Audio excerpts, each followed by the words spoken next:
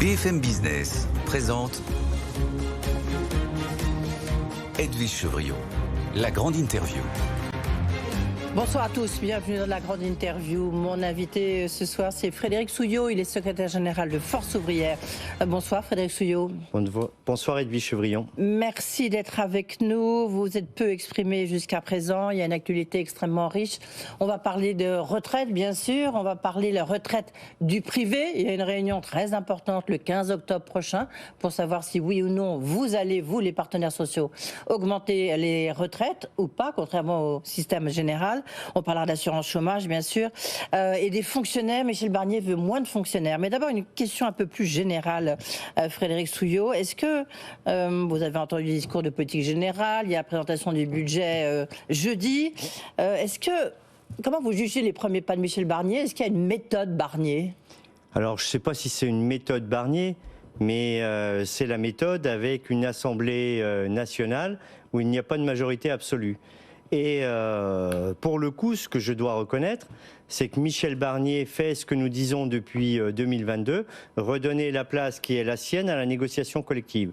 Donc, qu'il nous redonne les clés pour discuter assurance chômage, retraite ou augmentation des salaires, c'est toujours la bonne méthode. C'est le L1 du Code du travail, c'est le premier article du Code du travail. Redonnons la place qui doit être la sienne à la négociation collective. Donc pour l'instant, vous dites, vous lui donnez plutôt un satisfait. Pour l'instant, si je me tiens à son discours de politique générale, il nous redonne la main sur tous les sujets que nous avons à traiter, mais c'est ce que nous disons depuis toujours.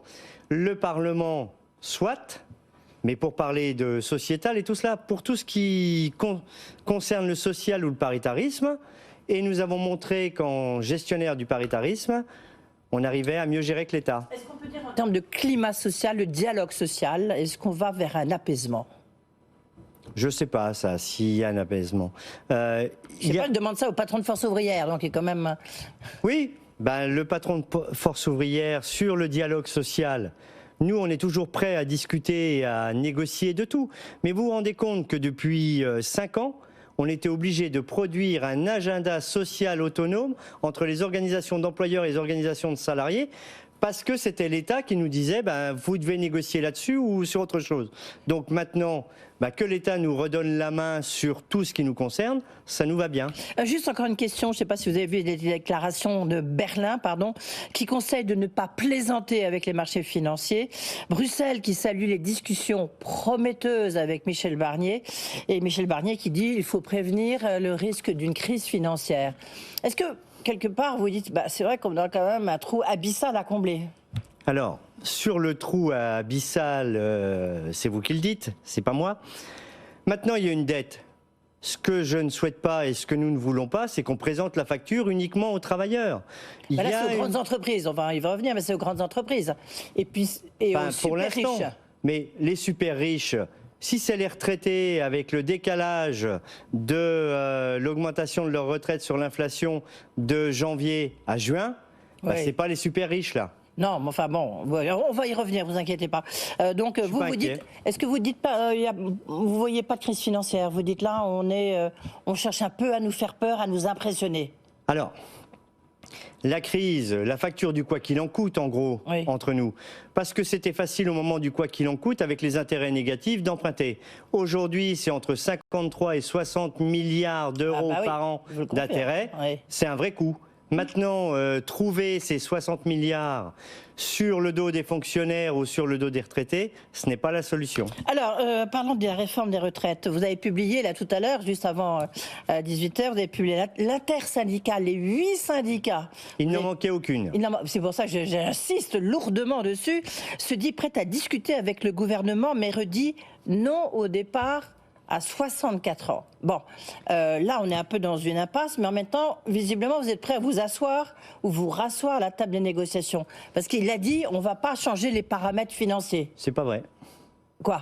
Il a dit, dans son discours de politique générale, il a dit, je redonne la main aux partenaires sociaux pour discuter de retraite, à partir du moment où l'équilibre financier de la réforme... voilà. Eh ben non.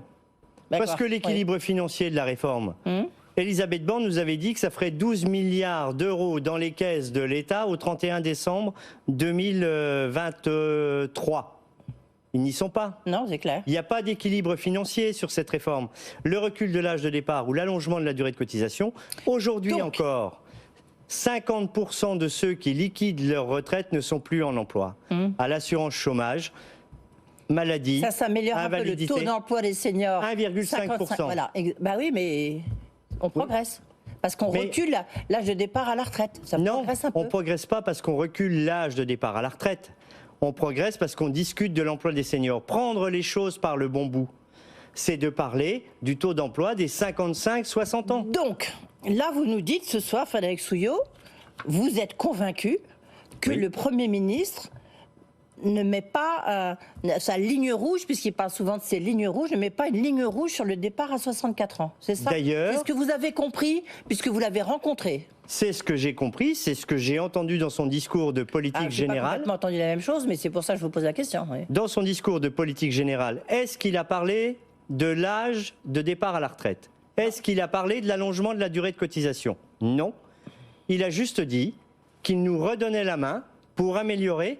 Et qu'est-ce que nous disons dans notre communiqué où il ne manque aucune organisation syndicale?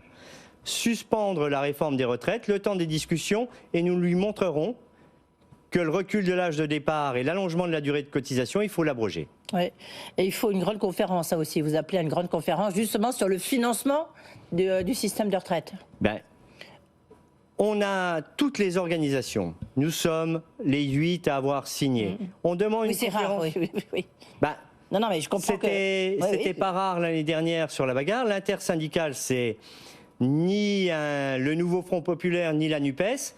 C'est un outil pour l'action syndicale. Aujourd'hui, on est tous encore contre 64 ans, c'est toujours non. D'ailleurs, c'est le titre de notre communiqué. Maintenant, si on doit débattre du financement, eh bien, laissons-nous amener nos arguments. Jean-Hervé Lorenzi, la chaire des économistes... Président du cercle des économistes qu'on connaît bien ici. Oui, que vous connaissez bien. On ne peut pas dire que c'est un économiste atterré. Non. Bon. Qu'est-ce qu'il explique? Que si on augmente de 10 points le taux d'emploi des 55-64 ans, la norme OCDE, c'est 20 milliards dans les caisses. C'est pas moi qui le dis. Non, mais c'est ce que cherchait à faire aussi Emmanuel Macron, quand il essayait d'augmenter le taux d'emploi. Emmanuel Macron, il a essayé d'augmenter le taux d'emploi des 55-64 ans? Oui. Ah bon? Alors il l'a fait tout seul. Parce que quand il nous a mis autour de la table pour parler pacte de la vie au travail l'année dernière et donc de l'emploi des seniors, ils ont dit c'est pas le match retour de la réforme des retraites et la retraite progressive et l'aménagement de fin de carrière, non. Alors, il y a beaucoup de sujets à traiter avec vous, donc là on a bien compris que vous pensez qu'il y a une porte ouverte. Oui. Négociation sociale, il y a des portes ouvertes et on va les prendre. Le 15 octobre prochain. Ça va être très intéressant parce que c'est donc la réunion de la GRCarco. Oui. Donc c'est les retraites du privé. Les retraites complémentaires, Les retraites complémentaires. Et là, vous allez savoir, ça représente à peu près 11 millions de retraités, c'est 13. ça 13, pardon. Vous allez décider si vous allez augmenter ou pas les retraites. Complémentaires. Complémentaires, oui, bien sûr. Qu'est-ce qui, à votre avis, quelle décision, enfin vous, FO, vous pesez lourd dans la balance, quelle décision vous comptez prendre ? La décision, on a déjà eu des discussions. Oui. On est tous pour une augmentation des retraites complémentaires. Déjà au niveau de l'inflation, et puis l'année dernière, nous l'avions fait déjà le pas. Vous étiez à 4,9, il y a déjà 4,9% d'augmentation en 2023 et 5,1 en 2022. Et là, donc ça va être plus combien en 2024 ? Ça va tourner l'augmentation autour de 2,2% pour que les retraités du privé puissent absorber dans leur pouvoir d'achat l'inflation. Oui, mais l'inflation était à 9 au mois d'août et elle a encore baissé là. Oui, mais les discussions que nous avons eues jusqu'à maintenant, c'est entre 1,9 et 2,1. Oui, d'accord. Donc c'est quand même c'est important cette décision parce que c'est un peu un coup de tonnerre dans le ciel des retraites lorsqu'on voit que vous avez que l'État justement, d'après Michel Barnier, a donc décidé de décaler l'augmentation liée à l'indexation des retraites du 1er janvier au 1er juillet 2025. Vous dites quoi ? Regardez, nous, ce qu'on fait, nous, on donne un coup de pouce. Alors nous, on dit que on ne doit pas prendre sur le pouvoir d'achat des retraités. C'est même pire que ce que vous dites. Si on prend l'inflation en janvier, les prévisions autour de 1,9, Oui, même moi, oui. et qu'on décale au mois de juillet, Oui. et qu'on reprend l'indice INSEE de l'inflation sur un an et qu'à ce moment-là, il est de 1,2, eh bien, on aura encore repris sur le pouvoir d'achat des retraités. Oui, mais oui. C'est la très mauvaise idée. Mais en même temps, Michel Barnier le dit aujourd'hui, c'est une idée. Mais il va falloir qu'il aille devant le Parlement et puis que ça passe oui. au projet de loi de finances de la sécurité Vous qui sociale. aimez bien les chiffres, Frédéric Souillot, qui les utilisez avec brio, vous voyez bien comme moi que les retraites, là il y a quelques jours, quelques semaines, ont été revalorisées de 5%. Donc c'est déjà beaucoup. Mais alors, 5%, l'inflation était de combien? 5%, c'était janvier, et c'est Bruno Le Maire qui l'a fait. Et là, c'était 4%. Là, Là, oui, sur les retraites? en septembre. Il y a une Non. augmentation en septembre. Oui, il y a une augmentation au mois de septembre. Non, le régime de base n'a pas été augmenté. Il a été non, il n'a pas été augmenté. Il a été augmenté en janvier. En janvier, 5,5. Là, De ça a coûté 5,5. Ça a coûté 14 milliards, hein, c'est ça? Oui, mais non, ça coûte pas 14 milliards. Ça s'appelle des cotisations, ça s'appelle du salaire différé. Tous les jours, ceux qui travaillent Ouais. cotisent. Et c'était notre système de protection sociale collective qui nous prend de la naissance jusqu'à la mort. Alors justement, ça fait passer ça nous fait passer au sujet d'après. Est-ce que vous êtes pour le fait il y a toute une réflexion autour des exonérations de charges sociales, justement autour du SMIC, sur comment faire pour désmicardiser la France. Où est-ce que vous situez le bon curseur? Parce que certains disent ça pénalise l'industrie, ça au contraire, ça pénalise les gens les moins diplômés pour trouver un job. Où est-ce que, pour EFO, c'est quoi? Alors nous, pour EFO, d'abord, c'est conditionnalité des aides publiques aux entreprises. Oui, d'accord. Parce qu'aujourd'hui, jusqu'à 1,6 SMIC, exonération totale de cotisation. Ce que nous disons, si on passe de 1,6 à 1,4 SMIC, c'est Voilà. 10 milliards dans les caisses le mois suivant. Il n'y a pas de sujet. Deuxièmement, est-ce qu'il faut exonérer sur les plus bas salaires Voilà. ou à augmenter 2,5, les exonérations, c'est le rapport qui est sorti, sur des salaires plus hauts pour tirer les gens vers le haut et tout cela. Le SMIC, c'est le salaire minimum. Qu'il soit indexé sur l'inflation, c'est tant mieux. Qu'il y ait un coup de pouce au SMIC, on a salué les uns et les autres que la revalorisation du SMIC soit avancée de 2 mois. Oui. Il n'y a pas de coup de pouce, là, c'est la Il n'y a pas de coup de revalorisation. pouce, Non. mais Non. on l'avance de 2 mois. C'est pas mal, c'est pas bête. On aurait souhaité, nous, un coup de pouce, mais exonération de cotisation, il faut qu'il y ait une conditionnalité des aides publiques aux entreprises. Ok, mais vous êtes juste pour avoir où est-ce que vous mettez le curseur? Entre quoi et quoi? Alors le Où sont les curseur, bornes? Pour vous? on redescend à 1,4 D'accord. SMIC. Ok. Et pour le coup, après ça, si jamais il doit y avoir des exonérations de cotisation, Ouais. il vaut mieux que ce soit sur des salaires plus élevés, ça tirera. Jusqu'à les- 2,5, jusqu'à quoi? Oui. Ok. Le rapport Oui, dit entre oui. 2,5 et 3,5. Oui. Maintenant, sur 3,5 SMIC, est-ce qu'il y a besoin d'avoir d'exonération de cotisation? J'en suis pas convaincu. Mais certains disent que c'est par exemple pour les TPE, PME, c'est ce qui leur permet, je veux dire, d'avoir des gens plus diplômés, plus voilà, ciblons. de tirer par le haut. Eh bien, ciblons les exonérations de D'accord. cotisation. Ok. C'est comme le crédit impôt recherche et développement. Oui. 7 milliards d'euros par an. Quand des entreprises qui le touchent versent des dividendes aux actionnaires, je ne parle pas de bénéfices de l'entreprise, mais des dividendes à hauteur de plusieurs milliards, ils n'ont pas besoin d'être publics. Ouais. D'accord, ok, moi ça mérite d'éclair. Frédéric Souillot, on a encore 2 sujets à aborder, il nous reste peu de temps. Ah bon Sur l'assurance chômage, Oui. est-ce que vous êtes ok, FO, parce que la CFDT a dit ok, banco, pour avoir une négociation flash, parce que là, normalement, il faut trouver un accord avant le 31 octobre. Alors, d'après ce que je sais, il va y avoir encore un décret de jointure qui va repousser. Un décret de jointure qui va aller jusqu'où? Je sais pas, on nous dit pour l'instant 30 novembre, mais vous savez, D'accord. c'était 30 juin, 31 Ouais. Ah non, mais juillet, j'avais pas l'info, c'est pour ça que je vous posais la 30 question. septembre. Bon, 30 novembre, d'accord. 30 novembre.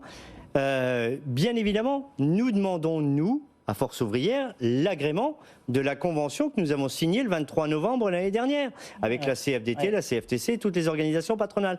Le seul point qui avait renvoyé, c'était sur l'emploi des seniors. Oui. Eh bien, on va faire en parallèle, on va reprendre l'assurance chômage, la convention de l'année dernière, et négocier sur l'emploi des seniors. Mais pourquoi ça va marcher là alors ça n'avait pas marché le coup d'avant? C'est pour ça que Eh bien, l'État était passé en force. pour une Parce que raison vous aviez très des lettres simple. de cadrage. Pour une raison très simple, ça n'avait pas marché, pacte de la vie au travail. À partir du moment où l'exécutif avait mis des oukases en disant c'est pas le match retour de la réforme des retraites sur l'aménagement de fin de carrière et la retraite progressive, et où Michel Barnier a dit que lui n'avait pas de ligne rouge sur le sujet, trouvez un accord et je le ferai agréer. D'accord. Donc la balle est dans votre camp, dans le camp du patronat.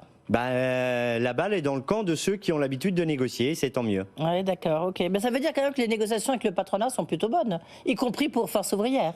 Ça veut dire que Non, dans je tous sais les pas, cas, mais- on arrive toujours à trouver des accords. On a même signé 3 accords nationaux interpro au moment où le président de la République avait dissous l'Assemblée nationale. Ouais. Ok, donc pour une négo flash, mais jusqu'au 30 novembre quand même, hein, pas le 31 octobre, ça ferait un peu serré. Alors, Michel Barnier, par contre, là, il a dit qu'il voulait moins de fonctionnaires. Et vous avez 20 secondes pour répondre. Alors, Est-ce que c'est une ligne rouge pour Force ouvrière? mais bien évidemment, les services publics et tout le monde se vante les services publics en permanence. Dès qu'il y a une crise, c'est une richesse. Et une fois que les crises sont terminées, on nous dit c'est un coût. Eh bien, moins de fonctionnaires, moins de services publics, on veut moins de forces de l'ordre, moins de représentants, Non, moins de c'est commerce parce de qu'il a dit- proximité, pas moins de choses comme non, ça. Non, au contraire, il a dit pas de personnes, de fonctionnaires en contact avec les citoyens. Donc, D'accord. c'est ceux qui sont dans les administrations. Reconnaissez qu'on est suradministré. Mais c'est faux. Vous trouvez pas? Mais, Dans votre vie au quotidien, vous trouvez pas? mais non, moi je trouve pas dans ma vie au quotidien. Vous À avez de la chaque fois chance. qu'on a besoin de quelque chose, est-ce que, Ah bon? pour le coup, on nous demande tous d'aller taper sur des ordinateurs parce qu'avant on avait des agents. Oui, Oui, eh bien, ma mère qui a 88 ans, oui. eh bien, si vous lui dites, madame, il faut que vous fassiez votre demande par ordinateur, comment fait-elle? Ah non, non, mais ça, oui, Comment justement, fait-elle? c'est- Elle demande oui. à son fils Oui. ou à ses enfants? Et son fils, Comment est capable de fait-elle? répondre. Juste en un mot, est-ce que c'est pas une question de temps de travail? Est-ce que d'absentéisme, le niveau d'absentéisme, notamment dans les collectivités territoriales, est gigantesque, non? En même temps, Vous êtes d'accord? Michel Barnier, il y a 3 versions de la fonction publique. Oui. Quand il attaque la fonction État publique, hospitalier, collectivité territoriale, oui. oui, quand il attaque les collectivités territoriales, lui, il les finance à travers ce que l'État verse aux collectivités Oui. territoriales. Oui. Maintenant, encore une fois, les mettre sous le projecteur en disant que ce sont des feignants et tout cela, on veut tous des rues propres, des poubelles vidées et Ouais. tout cela. Donc, c'est une richesse, la fonction publique, et c'est pas un coût. Merci beaucoup, Frédéric Souillot, Merci, le Edwige secrétaire Chevrillon. général de Force ouvrière.